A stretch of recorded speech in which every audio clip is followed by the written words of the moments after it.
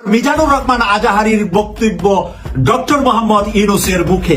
কথাটা শোনার পরে আপনাদের চক্ষু হয়তো কপালে উঠে যাবে যে ডক্টর মিজানুর রহমান আজাহারির বক্তব্য ডক্টর ইউনূস কি করে দেয়। দর্শক, আপনারা দেখতে পাচ্ছেন যে মিজানুর রহমান আজহারীকে নিয়ে কটূক্তি ও বিস্ফোরক মন্তব্য করায় গণধোলাই খাচ্ছে বিএনপির ভাইস চেয়ারম্যান। বিএনপি নেতাকে গণধোলাই দিচ্ছে সাধারণ জনগণ মিলে। হামলার শিকার হয়েছে বিএনপির ভাইস চেয়ারম্যান। এই কি ঘোষণা দিয়ে দিলেন বাংলাদেশের সাবেক প্রধানমন্ত্রী শেখ হাসিনা? কি সেই ঘোষণা? সেটি হচ্ছে আপনার 0 পয়েন্টে আওয়ামী লীগের ছাত্রলীগ 10,000 নেতা কর্মীদের একটি সমাবেশের ঘোষণা। আমাদের 10,000 কর্মী, এই কর্মীদেরকে আহত করছে এবং প্রায় 2-3 হাজার কর্মীর মধ্যে হত্যা করেছে। এর মধ্যে আমরা কিছু নাম বের করতে পেরেছি, মেয়ের টুকরা টুকরা করে ফেলে দিয়েছে। ডক্টর মিজানুর রহমান আজহারী সাহেবের একটি বক্তব্যকে কেন্দ্র করে একজন ব্যক্তি আমাকে গতকালকের টেলিফোনে হুমকি প্রদান করেছিলেন। বাংলাদেশের জনগণ কাকে বিশ্বাস করবে, এটা তাদের হাতে আছে কি? ভাবছেন এতদিন তো জেনে এসেছি কে কাকে বিশ্বাস করবে, তা তো তার মনের ব্যাপার। যাকে যার বিশ্বস্ত মনে হবে তাকেই বিশ্বাস করবে সে। ওই আল্লাহর পক্ষ থেকে গজব নাজিল হবে, ওই মসজিদে কেউ যে শান্তিতে চালাইতে পারবে। আমি বলতে পারি এই দেশে আমি নিরপেক্ষ আছি, ওই ডক্টর ইউনূস নিরপেক্ষ না। উনি তো ওনার মামলা খালাস করার জন্য ক্ষমতায় আসছেন। নোবেল শান্তি পুরস্কার জয়ী ইউনূস মিয়া এবার এমন একটা ভয়ঙ্কর খেলা শুরু করেছেন যাতে ভারত বাধ্য হয়েও সেই ফাঁদে পা দিতে হতে পারে। মোহাম্মদ ইউনূস দেশে বিদেশে সর্বত্রই এখন প্রবল চাপে আছে। ওই যে কে যেন আজহার নাকি মাঝার একজন আছে, আগে ওরা খাইছে এখন এরা খেতেছে না, কি বলছে না? আওয়ামী লীগের সঙ্গে বিএনপি যারা তুলনা করে তাদের মতো শয়তানের শয়তান বাংলাদেশের আর দ্বিতীয়টা জন্মায় না। ওই যে কে যেন আজহার নাকি। আসসালামু আলাইকুম রহমতুল্লাহ। সবাই কেমন আছেন? আশা করি সবাই অনেক অনেক ভালো এবং সুস্থ আছেন। সবাইকে স্বাগতম জানাচ্ছি আমাদের আরেক নতুন ভিডিওতে। প্রতিদিনের মতো আমি আপনাদের সিরাত ফারুকী। দর্শক, আজকের ভিডিও টাইটেল এবং থাম্বনেল দেখে ইতিমধ্যে বুঝতে পেরেছেন কি বিষয় নিয়ে কথা বলবো। খুবই গুরুত্বপূর্ণ একটা বিষয় নিয়ে কথা বলবো। দর্শক, আপনারা জানেন ইতিমধ্যে ডক্টর মাওলানা মিজানুর রহমান আজহারী হুজুরের একটা বক্তব্যকে কেন্দ্র করে ইতিমধ্যে সারা বাংলাদেশে তোলপাড় সৃষ্টি হয়েছে। যে বক্তব্যকে কেন্দ্র করে ইতিমধ্যে ডক্টর মিজানুর রহমান আজহারী হুজুরের উপর খেপে গিয়েছে বিএনপির বেশ কয়েকজন নেতাকর্মীরা। আপনারা জানেন ইতিমধ্যে ডক্টর মিজানুর রহমান আজহারী বলেছেন একদল খেয়ে গিয়েছে আর একদল খাওয়ার জন্য রেডি হয়ে আছে। এই বিষয়টাকে কেন্দ্র করে ডক্টর মিজানুর রহমান আজহারীকে বেশ কয়েকজন বিএনপির নেতা বেশ কিছু মন্তব্য করেছেন। অন্যদিকে ডক্টর মিজানুর রহমান আজহারী হুজুরের পক্ষ হয়ে অনেকেও তার প্রতিক্রিয়া জানাচ্ছেন। এদিকে তার সর্বশেষ আপডেট নিয়ে আপনার মধ্যে চলে আসলাম। কেন হঠাৎ করে মিজানুর রহমান আজহারী হুজুর এমন মন্তব্য করলেন, আর সে মন্তব্যকে ঘিরে ইতিমধ্যে সারা বাংলাদেশে যে তোলপাড় সৃষ্টি হয়েছে তার বেশ কিছু ভিডিও ফুটেজ আমি আপনার মধ্যে তুলে ধরার চেষ্টা করবো। বুঝতে পেরেছেন আজকে ভিডিওটা অনেক গুরুত্বপূর্ণ। সবাই একটা লাইক দিয়ে সবাই ভিডিওটি ধৈর্য সহকারে দেখুন। আর বেশি কথা বলেছেন আমরা একটু ভিডিও ফুটেজের মাধ্যমে একটু বিস্তারিত দেখে আসবো। সবাই অনুরোধ করবো ভিডিওটি ধৈর্য সহকারে দেখতে থাকুন। রহমান আজাহারির বক্তব্য ডক্টর মোহাম্মদ ইউনূসের মুখে। কথাটা শোনার পরে আপনাদের চক্ষু হয়তো কপালে উঠে যাবে যে ডক্টর মিজানুর রহমান আজাহারির বক্তব্য ডক্টর ইউনূস কি করে দেয়। ডক্টর ইউনূস কোথায়? বাংলাদেশের শীর্ষ ব্যক্তি, প্রধান উপদেষ্টা এবং বাংলাদেশের নয় আন্তর্জাতিক বিশ্বের নোবেল বিজয়ী ডক্টর মোহাম্মদ ইউনূস, উনি আর মিজানুর রহমান একই সুরে একই কথা একই জায়গায় কিভাবে আসলেন, সেই বিষয়টাই আপনাদের সামনে এখন আমি তুলে ধরে পরিষ্কার করে দেব যে সত্যি সত্যি দুইজনের কথা এক কিনা। পালাবো না, দরকার হলে মির্জা ফখরুলের বাড়িতে গিয়ে অবস্থান করব। কি ফখরুল সাহেব, জায়গা দেবেন তো? দর্শক, এতটুকু অংশ শুনেই মোটামুটি বুঝতে পারছেন যে আমরা আজকে কাকে নিয়ে আলোচনা করতে চাচ্ছি। হঠাৎ করে আবারও আলোচনায় আওয়ামী লীগের সাধারণ সম্পাদক ওবায়দুল কাদের খেলা হবে। তো তিনি আসলে খেলে গেছেন এই ধরনের একটা অভিযোগ, একটা বড় ধরনের অভিযোগ উঠে এসেছে যে আমরা সর্বশেষ যতদূর দেখেছিলাম যে প্রায় 3 মাস সময় তিনি বাংলাদেশে অবস্থান করেছিলেন। আর 3 মাস সময় তিনি একটা বিশেষ প্রটোকলের মধ্যে ছিলেন। আর এই প্রটোকলটা নিয়ে এতদিন যে ধোঁয়াশা পাকাইছে, সেই প্রটোকল নিয়ে এবার যুবদলের একজন নেতা চাঞ্চল্যকর অভিযোগ, চাঞ্চল্যকর তথ্য সামনে নিয়ে আসছেন। ইভেন জনাব তারেক রহমানেরও বিষয়টা নিয়ে দৃষ্টি আকর্ষণ করেছেন। ওবায়দুল কাদের বাংলাদেশ থেকে পালানোর পেছনে যশোর যুবদলের একজন বড় ধরনের নেতা, তিনি সরাসরি বিষয়টাতে কানেক্টেড। যদিও যার বিরুদ্ধে এই অভিযোগ তিনি বিষয়টিকে অস্বীকার করেছেন। তো যেই যুবক আপনার ওবায়দুল কাদের সাহেবের বা ভারতে মানে প্রবেশের বিষয়ে যুবদলের ঊর্ধ্বতন একজন নেতার বিরুদ্ধে অভিযোগ চলেছেন। তার নাম হচ্ছে এসকেন্দার আলী জনি। গেল 17 ডিসেম্বর দলের বিপরীতে সম্ভবত একটা পোস্ট দিয়ে বসছিলেন এই এসকেন্দার আলী জনি। পরবর্তী সময়ে তাকে তাৎক্ষণিকভাবে বহিষ্কার করা হয় যুবদলের পক্ষ থেকে। লম্বা সময় পর হঠাৎ করে তিনি ফেসবুক লাইভে এসে এই মানে শিরোনামটা দিয়েছেন যে সঠিক তদন্ত চাই। বিএনপির ভারপ্রাপ্ত চেয়ারম্যান জননেতা তারেক রহমানের কাছে বরাবর আওয়ামী লীগের সেক্রেটারি ওবায়দুল কাদেরকে পালিয়ে যেতে সহযোগিতা করেছে যশোর জেলা যুবদলের যিনি সেক্রেটারি আছেন।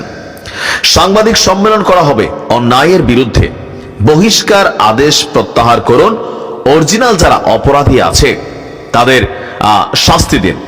ফেসবুকে একটা লম্বা চূড়া লাইভ করেছেন। শেষ পর্যায়ে তিনি এসে বলছেন যে যশোর জেলা যুবদলের বহিষ্কৃত প্রচার সম্পাদক এসকেন্দার আলী 13 অভিযোগ যশোর ক্যান্টনমেন্টে লুকিয়েছিলেন বাংলাদেশ আওয়ামী লীগের সাধারণ সম্পাদক ওবায়দুল কাদের। একদম সেনাবাহিনীকে সরাসরি ডাইরেক্ট তিনি এখানে দায়ী করে বসেছেন। 5 তারিখের পর তাকে ভারতে পালাতে সাহায্য করেছেন যশোর জেলা যুবদলের সাধারণ সম্পাদক আনসারুল হক রানা। কিছুদিন আগে সিঙ্গাপুর গিয়েছিলেন যশোর জেলা যুবদলের সাধারণ সম্পাদক। বেনাপুলের পুটখালির গোল্ড নাসিরের সাথে টাকাও ভাগাভাগি হয়েছে। তার মানে তার দাবি হচ্ছে যে আপনার একটা হিউজ পরিমাণ টাকা ওবায়দুল কাদেরকে ভারতে অনুপ্রবেশ করা দিতে এই যুবদল নেতা হাতিয়ে নিয়েছেন। এখানে একটা সিন্ডিকেট কাজ করেছে। তার বক্তব্য, ঘাট শহীদকে ধরলে এই তথ্য পাওয়া যাবে। শুধু ওবায়দুল কাদের নয়, আওয়ামী লীগের বহু নেতাকে ভারতে যেতে সাহায্য করেছে যশোর যুবদলের সাধারণ সম্পাদক আনসারুল হক রানা। এই তথ্য সবাই জানে। এখন যশোর যুবদল দেখলে মনে হবে যুবলীগ হেঁটে যাচ্ছে। যশোর যুবদলের জেলা যুবদলের সভাপতি তমাল আহমেদ এবং সাধারণ সম্পাদক আনসারুল হক রানা দলটিকে যুবলীগে পরিণত করেছে। আমি রাজপথে মাইর খেয়েছি, আমার ভাই মাইর খেয়েছে, আওয়ামী ষড়যন্ত্রের কারণে পরিবার জেল খেটেছে, 17 বছরের নির্যাতনের শিকার এবং ত্যাগী হয়েও আমাকে দল থেকে বহিষ্কার করা হয়েছে। আমি আন্দোলন সংগ্রাম করব, ত্যাগী নেতাদের কেন বহিষ্কার করা হচ্ছে? যুবদলের নেতাকর্মী জয় বাংলায় স্লোগান দিয়ে বিএনপি পার্টি অফিসের সামনে মিছিল করেছে। ভিডিও সহ নেতৃবৃন্দের জানানো হলেও তাদের বিরুদ্ধে কোনো ব্যবস্থা নেওয়া হয়নি। তার বক্তব্য, গোপনে যশোর জেলা যুবদলের সভাপতি তমাল আহমেদ সদর উপজেলা আওয়ামী লীগের সভাপতি মোহিত কুমার নাথের সাথে মদের ব্যবসাও করেন। যুবদলের সভাপতি সাধারণ সম্পাদক মিলে যুবলীগের সন্ত্রাসীদের দলে নিয়ে এসেছেন। যারা বিএনপির অফিস ভাঙচুর করেছে, দলের নেতাদের ছবি ভাঙচুর করেছে, তারা এখন যুবদলে। এখন যুবদলের সভাপতি সম্পাদক বলছেন 5-7 কোটি টাকা খরচ করে কমিটি নিয়ে আসবেন। তারপর তিনি আপনার আচ্ছা যাই হোক, এখানে অনেকেই আচ্ছা। তো এখন জনির এই লাইভের পর যিনি যশোর জেলা যুবদলের সভাপতি আছেন এম তমাল, তিনি এবং তার সাধারণ সম্পাদক এই অভিযোগকে অস্বীকার করে বলছেন জনি নেশাগ্রস্ত ছেলে। বিতর্কিত কর্মকাণ্ডে জড়িত থাকায় জেলা বিএনপি এবং জেলা যুবদলের সুপারিশে কেন্দ্রীয় যুবদল তাকে বহিষ্কার করেছে। এই কারণে সে উন্মাদ হয়ে গেছে। উন্মাদ এবং বহিষ্কৃত লোক কি বলল সেটি আমরা আমলে নিচ্ছি না। আমরা কেমন লোক যশোরের মানুষ জানে। 35 থেকে 40 বার জেল কেটেছি। আর যিনি সাধারণ সম্পাদক আছেন যার বিরুদ্ধে ওই অভিযোগ, আনসারুল হক রানা, তিনি বলছেন যে অভিযোগটি হাস্যকর, অভিযোগের কোনো ভিত্তি নেই। আমার সংশ্লিষ্টতা থাকলে এতদিনে গ্রেফতার হয়ে যেতাম। আপনারাও তদন্ত করে দেখেন কোথায় কোন দিক দিয়ে ওবায়দুল কাদের পালিয়েছে। এখন বিষয়টা হয়েছে কি, নিজেদের মধ্যে লাগালাগি করে তারা নিজেরাই এমন এমন তথ্য সামনে নিয়ে আসছে যেগুলা দলের ভাবমূর্তি নষ্ট করবে। শাইখ ডক্টর মিজানুর রহমান আজহারী সাহেবের একটি বক্তব্যকে কেন্দ্র করে আমি আরেকটি বক্তব্য দিয়েছিলাম এবং সেই বক্তব্যকে সহ্য করতে না পেরে একজন ব্যক্তি আমাকে গতকালকের টেলিফোনে হুমকি প্রদান করেছিলেন যে আয় ঢাকা শহরে আয়, দেখিয়ে দিবে, এবং আরো উচ্চবাচ্য অনেক অকথ্য ভাষার গালিগালাজ আপনারা শুনেছেন, যেটা আমি রিপিট করতে চাই না। গতকালকে থেকে আপনাদের অনেক ভালোবাসা পেয়েছি, আন্তরিকতা পেয়েছি, আপনাদের সবাইকে ধন্যবাদ। অনেকেই জানতে চেয়েছেন যে আসলে বিষয়টা কি ঘটেছে। বিষয়টা কিছুই নয়, বিষয়টা হচ্ছে এমন যে এদেশে ধর্মভিত্তিক মানুষের পক্ষে কথা বলা, ইসলামের পক্ষে কথা বলা কিংবা ন্যায়ের পক্ষে কথা বলা, এটা যেন যুগে যুগে যেমন ছিল এখনো তেমনই আছে। কথা বলার কোনো অধিকারই মনে হচ্ছে নাই। আপনারা জানেন যে সাম্প্রতিক সময়ে শায়েখ ডক্টর মিজানুর রহমান আজহারী বাংলাদেশে এসেছেন। দীর্ঘ প্রায় 5 বছর পরে, ফেসিবাদের পতনের পরে স্বাধীন দেশে এসে 8টি বড় বড় মাহফিলের অংশ হিসেবে 2টি মাহফিলে তিনি অংশগ্রহণ করেছেন। একটি কক্সবাজারে অংশগ্রহণ করেছেন, পেকুয়াতে, এবং আরেকটি অংশগ্রহণ করেছেন যশোরে। এবং এই যশোরের মাহফিল এবং পেকুয়ার মাহফিল দুটোতেই আমি নিজ ইচ্ছায় স্বপ্রণোদিত হয়ে জনতার কাতারে সামিল হওয়ার জন্য আজহারী সাহেবের মাহফিলকে সমর্থন জানিয়ে উপস্থিত হয়েছি এবং বক্তব্য রাখার সুযোগ পেয়েছি। সেজন্য সবাইকে ধন্যবাদ, কর্তৃপক্ষকে ধন্যবাদ। আপনারা জানেন আমার সেই বক্তব্য থেকেই একটি গোষ্ঠী যে কোনো মূল্যে আমার কণ্ঠ রোধ করার জন্য উঠে পড়ে লেগেছে। তারা চায় না আমি স্বাধীনভাবে কথা বলি, কারণ যেটা শেখ হাসিনা চায়নি সেটা এখনো অনেকেই হয়তো চায় না। তারই অংশ হিসেবে গতকালকের আজহারী সাহেবকে নিয়ে আমি কেন ভিডিও তৈরি করলাম সেটার উপর ভিত্তি করে তিনি আমাকে ফোনে অকথ্য ভাষায় গালিগালাজ করলেন এবং উদ্দেশ্যই ছিল শুরু থেকেই আজহারী ভাইকে অ্যাটাক করে বক্তব্য দেয়া। যদি ব্যক্তিটি আমাকে, আমার দল, আমার পরিবার, আমার সামাজিক স্ট্যাটাস কিংবা রাজনৈতিক বিষয়াদি নিয়ে কথা বলতেন, হয়তো আমার জবাবের মাত্রাটা ভিন্ন থাকতো। কিন্তু যখন আমি দেখেছি যে ব্যক্তি আক্রমণটা শুরু করেছেন আজহারী ভাইকে কেন্দ্র করে, এবং আজহারী ভাইকে কেন্দ্র করে আমি কেন কথা বলছি এবং সেটা কেন বলছি, সে কারণে আমি কি করি কি করি না, আমার পরিচয় কি, সেটা নিয়ে যখন প্রশ্ন তুলেছেন তখন স্বভাবতই তাকে আর ছেড়ে দেওয়ার সুযোগ ছিল না। আমার কাছে মনে হয়েছে তিনি দিব্যি আমাকে হুমকি দিয়েছেন। তিনি আমার জন্য যে কোনো ধরনের থ্রেড হিসাবে আমার জন্য কাজ করছেন। তিনি আমাকে ক্ষতিগ্রস্ত করতে পারেন এবং সেটা করতে পারেন শুধুমাত্র আমি কেন ডানপন্থী ইসলামী মূল্যবোধে বিশ্বাসী মানুষদেরকে প্যাট্রোনাইজ করি কিংবা তাদের সাহায্য করি, তাদের পাশে থাকি, সে কারণেই তার গায়ের ভিতরে জ্বলন্তি উঠেছে। না হয় কোনো ভদ্র মানুষের পক্ষে রাজনৈতিক যত মতনৈক্য থাকুক, কোনো অবস্থাতেই একজন ইসলামিক স্কলারকে নিয়ে সরাসরি আরেকজন রাজনৈতিক কর্মীকে প্রশ্ন করে একেবারে হীনমন্যতার পরিচয় দেওয়ার কোনো যৌক্তিকতা নেই। বলতে পারেন যে এই ধরনের বক্তব্যকে আপনি কিভাবে দেখছেন, আপনি তো অনেক সময় আমাদের সাথে ছিলেন, আছেন, কথা বলার অনেক রং আছে, কিন্তু কথা বলার ধরনে মনে হচ্ছে যে তিনি আমাকে পেলে মনে হয় খেয়ে ফেলবেন। আমি স্পষ্ট করে বলতে চাই, গত প্রায় 16 বছরই নির্যাতনের শিকার ছিলাম, আর 6 বছর দেশের বাহিরে ছিলাম। ফেসিবাদকে নিজের চোখের সামনে দেখেছি, আওয়ামী লীগের সকল অত্যাচার সহ্য করেছি, বিদেশে পর্যন্ত সুস্থ সুন্দরভাবে থাকতে পারিনি শুধু ন্যায় কথা বলার কারণে, অন্যায়ের বিরুদ্ধে কথা বলার কারণে। আজও বাংলাদেশে আমার কণ্ঠ আমার জায়গা থেকে সর্বোচ্চ উঁচু রাখবো, থাকবে ইনশাআল্লাহ। সেটা কেউ বন্ধ করার কোনো দুঃসাহস দেখালে বরং তাদের কণ্ঠ বন্ধ হয়ে যাবে, আমার কণ্ঠ চলমান থাকবে। আমি ধর্মের পক্ষে কথা বলবো, আমি সত্যের পক্ষে কথা বলবো, আমি ইসলামের পক্ষে কথা বলবো। এটা তো আমার আইডেন্টিটি, এটা তো আমার ক্রাইসিস হওয়ার কথা না। আমি দল করব, দল করতে গিয়ে তো আমি ধর্ম বিদ্বেষী হব না, ধর্ম বিরুদ্ধাচরণ করব না, বরং দলকে আমার এই ধর্মীয় অনুশাসন, ধর্মীয় ব্যক্তিত্বদেরকে সম্মান করা শিখাবো, শ্রদ্ধা করা শিখাবো, দলের সাথে তাদের একটা লিঙ্ক আপ তৈরি করে দিব, সম্পর্ক তৈরি করে দিব। আপনারা দেখেছেন আমি একটি দল করি, কিন্তু এই দলের বাহিরেও বাংলাদেশের সার্বজনীন সকল দলের মানুষদের সাথে আমার একটি সুসম্পর্ক রয়েছে, ওঠা বসা রয়েছে সকল দলের সাথে। আওয়ামী লীগ ব্যতীত বাংলাদেশের সকল রাজনৈতিক দলের সাথে একটি সুসম্পর্ক অব্যাহত আমি রেখেছি। আমার কনসেপ্ট ছিল শেখ হাসিনার বিরুদ্ধে সবাই কিন্তু ঐক্যবদ্ধ ছিলাম, এবং শেখ হাসিনা জুলুম করেছে যাদেরকে, তারাই আমার কাছে মজলুম, তাদের পাশে আমার দাঁড়ানো এটা আমার ইমানি দায়িত্ব।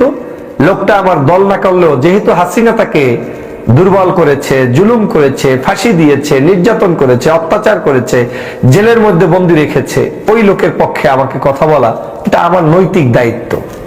আমি সেই জায়গা থেকে কথা বলছি। আমি শুধু আজকে নয়, যখন দীর্ঘ গত প্রায় 6 বছরের বিভিন্ন সময়ের অসঙ্গতি আওয়ামী লীগের দেখেছি, সেই সময়ে আওয়ামী লীগের যতটা কথা বলেছি তার পাশাপাশি আমাদেরও মধ্যে যদি কেউ কোনো ধরনের যেটা আমার কাছে অপছন্দনীয় হয়েছে সেটার প্রতিবাদও আমি করেছি। এমনকি নিজ দলের বাহিরে গিয়েও বহু নির্যাতিত মানুষের পক্ষে দাঁড়িয়ে বক্তব্য দিয়েছি, শুধুমাত্র আমার ব্যক্তিগত চেতনার জায়গা থেকে। তাহলে আজকে স্বাধীন বাংলাদেশ হওয়ার পরে আমি কার কথায় আমার বক্তব্য বন্ধ রাখবো? আবার তো শায়েখ আজহারীর ইস্যু নিয়ে, তারপর বাংলাদেশের বিভিন্ন ইসলামিক স্কলারদের ইস্যু নিয়ে, 116 জন আলেমের তালিকা শেখ হাসিনা করেছিল সেই ইস্যু নিয়ে আমি তো সবার আগে রাজপথে ছিলাম, আমি তো কথা বলেছি। কই কেউ তো তখন আমার এই বক্তব্যের প্রতিবাদ করার দুঃসাহস পাননি। তাহলে আজকে কোত্থেকে আপনি শায়েখ ডক্টর মিজানুর রহমান আজহারী সাহেবের বক্তব্যের উপরে আমি বক্তব্য দিয়েছি কেন, সেই প্রশ্ন তোলার সাহস আপনাকে কে দিয়েছে? আমি বাংলাদেশের জনতার কথা বলবো, আমি বাংলাদেশের জনগণের কথা বলবো। আপনারা নিশ্চয়ই জানেন যে বাংলাদেশের সর্ববৃহৎ দল বিএনপি, এই বিএনপির বর্তমানের একটি সংস্কার কার্যক্রম চলছে 31 দফা। এই 31 দফা কার্যক্রমের মধ্যে আপনার একটি দফা তাদের প্রণয়ন করা আছে। সেই দফাটা যদি আপনি শোনেন তাহলে বুঝবেন যে আমি কোন সঠিক পথে আছি না অন্য মানুষরা সঠিক পথে আছে।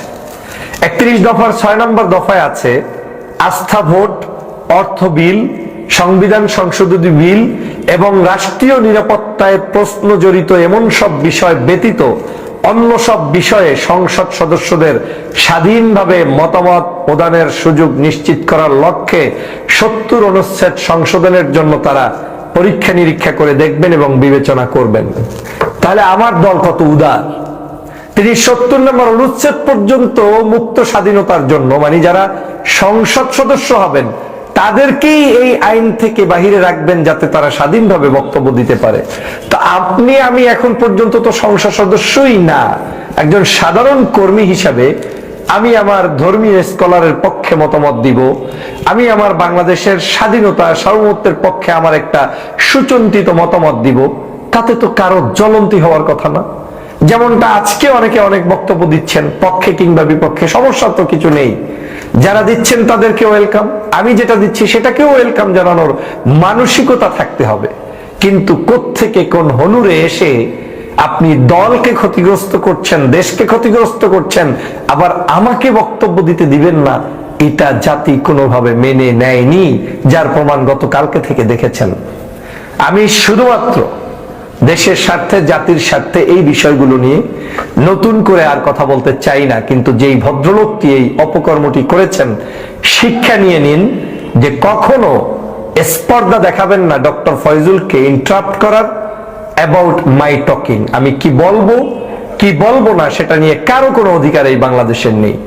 যদি সেটা করেন তাহলে গতকালকের আমি টেলিফোনে যে জবাব দিয়েছি ওটাই আমার প্রতি উত্তর। আমি বাংলাদেশে আছি, আমি ঢাকা শহরে আছি, আমি বাংলাদেশেই থাকবো, আমি বাংলার জনগণকে নিয়ে এই কথা বলবো। কারো অধিকার নাই আমার কণ্ঠ রোধ করে নতুন কিছু শিখিয়ে দেয়ার। প্রিয় সহযোদ্ধা ভাইরা, বাংলাদেশ এই দেশের ধর্মপ্রাণ মুসলমানদের দেশ। আমাদের মধ্যে অনৈক্য থাকবে, বিভাজন থাকবে, বিভিন্ন ধরনের কথাবার্তা থাকবে, কিন্তু আমাদেরকে ঐক্যবদ্ধ হতে হবে। ইসলামের বিরুদ্ধে কোনো ষড়যন্ত্র মেনে নিব না। ধর্মীয় স্কলারদেরকে স্বাধীনভাবে মত প্রকাশ করতে দিব, তাদেরকে নিয়ে কারো কোনো বাজে মন্তব্য আমরা সহ্য করব না। আমরা দল করব, রাজনীতি করব, সব করব, কিন্তু আমাদের মাথার তাজদেরকে আমরা সম্মান করব, সেই জায়গায় কোনো ধরনের ছাড় দেয়া হবে না ইনশাআল্লাহ। প্রিয় ভাইরা, আপনারা জানেন যে এই মুহূর্তে বাংলাদেশের একটি গভীর ষড়যন্ত্র চলছে, সেটা হচ্ছে বাংলাদেশের যারাই সত্যের কথা বলবে, ধর্মের কথা বলবে, ইসলামিক বিষয়গুলো নিয়ে কথা বলার চেষ্টা করবে, তাদেরকে যে কোনো না যে কোনো ট্যাগ লাগিয়ে তারপরে উপস্থাপিত করা হয়। জন্মের পর থেকে এখন পর্যন্ত আমি একটাই দল করি এবং সেই দলটা থেকে আমি 2018 সালের নির্বাচনে মনোনয়ন প্রত্যাশী। শুধুমাত্র আপনারা জানেন যে বাংলাদেশের একজন অনৈতিক ব্যক্তি যিনি ইতিমধ্যেই বাংলাদেশে বিতর্কিত হয়েছেন, ব্যারিস্টার শাহজাহান ওমর বীরুত্তম, যিনি আওয়ামী লীগের সাথে আতাত করেছেন, সেই আসনের আমি একজন প্রার্থী। শাহজাহান ওমর ছিলেন বিধায় 18 সালে আমাকে নমিনেশন থেকে দেওয়া হয়নি, কিন্তু আমার বিশ্বাস এই আসনটি আমার, এই আসনে আমি নির্বাচিত হব ইনশাআল্লাহ, এবং দলমতের ঊর্ধ্বে উঠে জনতা আমার পক্ষে থাকবে। কিন্তু একটি মহল অসহ্য হয়ে যাচ্ছে যদি আমি ঢুকে যাই সংসদে কিংবা আমি ঢুকে যাই এই দলের ভালো কোনো জায়গায়, তাহলে তাদের এই যারা দলটাকে বিভিন্নভাবে বিভিন্ন ধরনের ষড়যন্ত্রের মধ্যে রেখে পার্শ্ববর্তী দেশের দালাল বানাতে মরিয়া হয়ে উঠেছে, তাদের হয়তো কোণঠাসা মনোভাব চলে আসবে।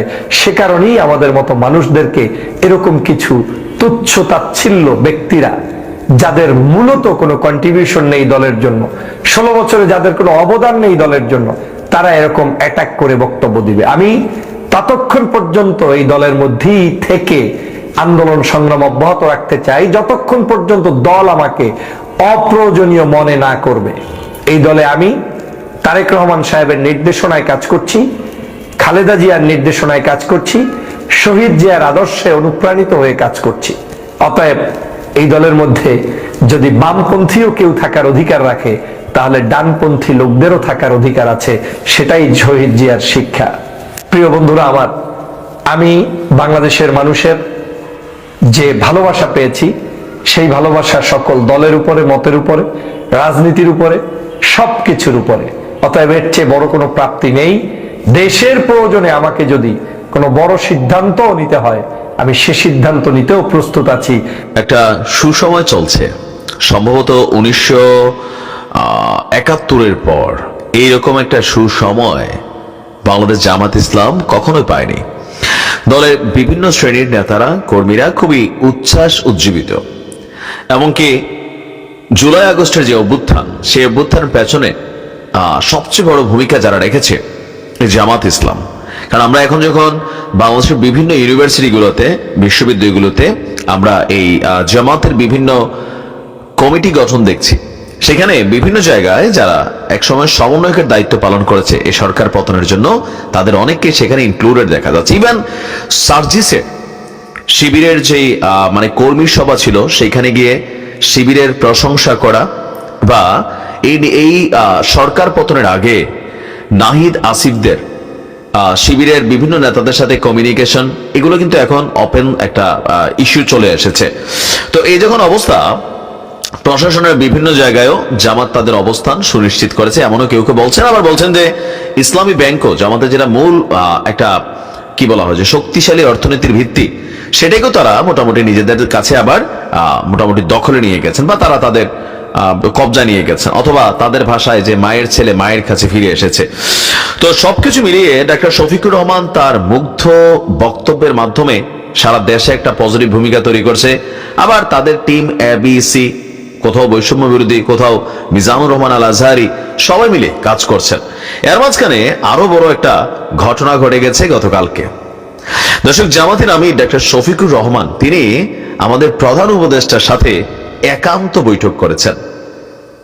এই পর্যন্ত গত 5-6 মাসের মধ্যে একান্ত বৈঠক করা কোন রাজনৈতিক দলের সাথে আমরা এরকম নিউজ গণমাধ্যমে দেখিনি। বিএনপির যিনি মহাসচিব আছেন রাইট নাও মির্জা ফখরুল ইসলাম আলমগীর, অথবা রুহুল কবির রিজভী, অথবা দলটির ঊর্ধ্বতন নেতাকর্মীরা, যে যখনই তারা বৈঠকের কাজ লাগছে, তারা কিন্তু আপনার একটা টিম ওয়াইজ গিয়া তারা প্রধান উপদেষ্টার সাথে কথা বলেছেন। কিন্তু প্রধান উপদেষ্টার সাথে একান্ত বৈঠক আর কারো হয়েছে কিনা আমার জানা নেই, যেটা জামাত আমির তিনি করেছেন। গণমাধ্যমে বিষয়টা গতকালকে প্রকাশিত হবার পরই এটা নিয়েও নানান আলোচনা হয়েছে যে এই সরকার বরাবরই জামাত বেসিস অথবা জামাতের সমর্থক সরকার, এই ধরনের একটা অভিযোগ কিন্তু বিভিন্ন মানুষ করে থাকে। বাংলাদেশ জামাত ইসলামের আমির ডাক্তার শফিকুর রহমান ডক্টর মোহাম্মদ ইউনূসের সাথে রাষ্ট্রীয় অতিথি ভবন যমুনায় সাক্ষাৎকার করেছেন, একান্ত সাক্ষাৎ করেছেন। এই সময় সৌহার্দ্যপূর্ণ পরিবেশে দুজনের মধ্যে নির্বাচন, দুর্নীতি এবং অর্থনীতি সহ বিভিন্ন বিষয়ে সংস্কার ও জাতীয় ঐকমত্য গড়ে তোলার লক্ষ্যে কি কি করণীয় তা নিয়ে আলোচনা হয়। রাজধানীর ফরেন সার্ভিস একাডেমিতে আয়োজিত এক প্রেস ব্রিফিং এ গতকালকে যখন প্রেস সচিব শফিকুল ইসলাম আলম তিনি এর তথ্য দিয়েছেন, তখনই সবার কাছে বিষয়টা নিয়ে একটু রহস্যের দানা বাঁধছে। আমরা এ পর্যন্ত যতবার দেখেছি প্রধান উপদেষ্টার সাথে যারাই দেখা করবে, গণমাধ্যমে 2-3 দিন আগে থেকে নিউজটা আসে, কিন্তু সম্ভবত এটাই প্রথম যে জামাতের আমির প্রধান উপদেষ্টার মধ্যে একটা বৈঠক হয়ে গেল, যেটা হওয়ার পরে প্রধান উপদেষ্টার যিনি প্রেস সচিব আছেন তিনি জানাচ্ছেন, কিন্তু গণমাধ্যম আগ থেকে এটা সম্পর্কে কোনো ধারণা ছিল না যে জামাত কখন গেলেন, কখন আসলেন, কি আলোচনা হলো। একটা প্রশ্ন তো আছে। তো নিশ্চয়ই নির্বাচনী ইস্যুতে আলোচনা হয়েছে, কারণ নির্বাচনী ইস্যুতে বিএনপির অবস্থান আপনারা মোটামুটি বুঝতেই পারছেন, যেভাবে সোজা সাপটা বা ঘুরে পেছায় কথা আসতেছে। তো সেই ক্ষেত্রে জামাতের একটা বড় ধরনের ভূমিকা যদি বিএনপির সাথে আইসা একই সুতে বসে, তাহলে সরকারের জন্য বিশাল ঝামেলা হবে, এটা 100%। আবার জামাতও লাস্ট কয়েক মাস ধরে, মানে মাস 2-3 ধরে, তারাও কিন্তু নির্বাচনের সাথে একটু শক্ত ভূমিকা পালন করছেন। এখন এই দুইজনের মধ্যে কি কি আলোচনা হয়েছে এটা নিয়ে নানান বক্তব্য রাজনৈতিকভাবে আসবে। তবে জামাত আমিরের যে হাতটা, বা তিনি যে পারেন, জামাত যে তলে তলে পারে। মোহাম্মদ ইউনূস দেশে বিদেশে সর্বত্রই এখন প্রবল চাপে আছে। দেশের মধ্যে চাপে পড়ে গেছেন, কারণ দেশের অন্যতম একটি রাজনৈতিক দল বিএনপি, তারা বাংলাদেশে ভোটের জন্য ইউনূস মিয়াকে চাপ দিচ্ছে। ইউনূস মিয়া এখন জামাতের সঙ্গে হাত মিলিয়ে হিন্দুদের উপর অত্যাচার শুরু করছেন ক্ষমতায় টিকে থাকার জন্য, এবং বলে দিয়েছেন বাংলাদেশে ভোট, যেটা বাংলাদেশের সংবিধান অনুযায়ী অন্তর্বর্তীকালীন সরকারের 6 মাসের মধ্যে করার কথা ছিল, সেই ভোট নাকি হবে 2025-এর শেষে বা 2026-এর শেষে। 2 বছর দেশে ভোট করাতে চান না ইউনূস মিয়া সংবিধান সংশোধনের নামে। বিএনপি জামাতের বিরুদ্ধে গিয়ে ইউনূস মিয়ার বিরুদ্ধে বলতে শুরু করেছে। দেশে বিএনপি এবং শেখ হাসিনার আওয়ামী লীগ ইউনূসের অন্তর্বর্তীকালীন সরকারের বিরুদ্ধে প্রায় যুদ্ধ শুরু করে দিয়েছে। ইউনূস মিয়াকে তো গদি বজায় রাখতে হবে, ক্ষমতা টিকিয়ে রাখতে হবে। কি করবেন তিনি? তার হাতে একটাই তুরুপের তাস, ভারত। যদি ভারতকে খেপিয়ে কোনো ড্রাস্টিক, ভারত যদি একবার গুলি চালিয়ে দেয়, তাহলে সেইটাকে অজুহাত হিসাবে খাড়া করে ইউনূস মিয়া আপাতত বছর খানেকের জন্য নিজের গদি বজায় রাখতে পারবে। আর গদি বজায় রাখার এই জঘন্য ষড়যন্ত্রে ইউনূস মিয়া ঠিক কি ভাবে ভারতকে প্ররোচনা দিচ্ছেন, কেন প্ররোচনা দিচ্ছেন, সবটা শোনাবো আপনাদের। শুধু শোনাবো না, একেবারে হাতে কলমে ছবি দিয়ে দেখাবো আপনাদের। এই গুরুত্বপূর্ণ প্রতিবেদন শেষ অবধি দেখুন। আমি মানব, দ্য নিউজ বাংলায় আপনাদের স্বাগত জানাচ্ছি। গদির লোভ, ক্ষমতার লোভ অত্যন্ত বড় লোভ। এই লোভ বড় বড় মহাপুরুষরা সংবরণ করতে পারে না। আমাদের রাজ্যে দেখছেন না, গদির লোভে অনুপ্রবেশকারী ঢুকছে না, জঙ্গি ঢুকছে। গদি রাখার জন্য তোষণ নীতির ফলে দেশ ছাড়খার হয়ে যাচ্ছে, রাজ্য ছাড়খার হয়ে যাচ্ছে, রাজ্যের ডেমোগ্রাফি চেঞ্জ হয়ে যাচ্ছে। কি এসে গেল? গদি বজায় রাখতে হবে তোষণ নীতির জন্য। ঠিক তেমনটাই হচ্ছে বাংলাদেশে, গদি বজায় রাখতে হবে। ইউনূস মিয়া আমেরিকার সাহায্যে, আমেরিকা মাথায় হাত রাখায় নোবেল শান্তি পুরস্কার পেয়েছেন, সম্মান পেয়েছেন, কিন্তু ক্ষমতা এতদিন পাননি।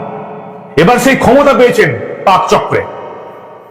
কোটা বিরোধী আন্দোলন শুরু হলো বাংলাদেশে, এবং তারপরে সেই আন্দোলন কাদের টাকায় যে একেবারে হাসিনা বিরোধী আন্দোলনে বদলে গেল, সেটাও আপনারা এতদিন জানেছেন, যে আমেরিকা টাকা দিয়ে এই কোটা বিরোধী আন্দোলনকে একেবারে হাসিনার নির্বাচিত সরকারের বিরুদ্ধে আন্দোলন করে দিয়েছে। এটা আপনারা জানেন।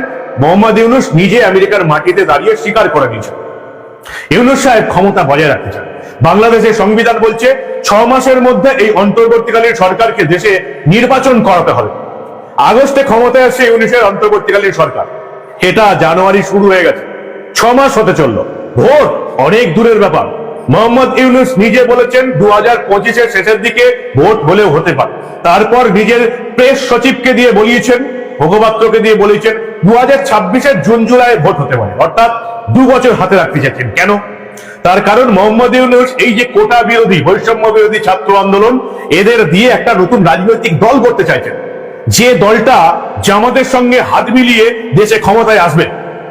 এই জন্য তিনি একেবারে ভোটের যে নিয়ম কানুন সেগুলোকে শিথিল করে 17 বছর বয়সে ভোটাধিকার করতে চাইছেন, যাতে যত কম বয়সী ভোটাধিকার, তত এই ছাত্র আন্দোলনের এই যারা যুক্ত আছে তাদের পক্ষে ভোট যাবে। আর সেখানে সিং ভাঙা বাছুরের দলে যোগ দিয়ে মোহাম্মদ ইউনূস ক্ষমতায় বসে থাকবেন জামাতকে সঙ্গে করে। জামাত যারা বিএনপির সঙ্গে বাংলাদেশে আগেও সরকার করেছে, তারা এবার তো প্রিয় দর্শক, এই বৈষম্য কমেন্টে জানিয়ে ফেলুন। আর এখনো যদি আমাদের চ্যানেলটিতে নতুন থাকলে প্লিজ দয়া করে আমাদের চ্যানেল সাবস্ক্রাইব করে সাথে থাকবেন। সাথে থাকার জন্য সবাইকে ধন্যবাদ। ভালো থাকবেন, সুস্থ থাকবেন। আল্লাহ হাফেজ।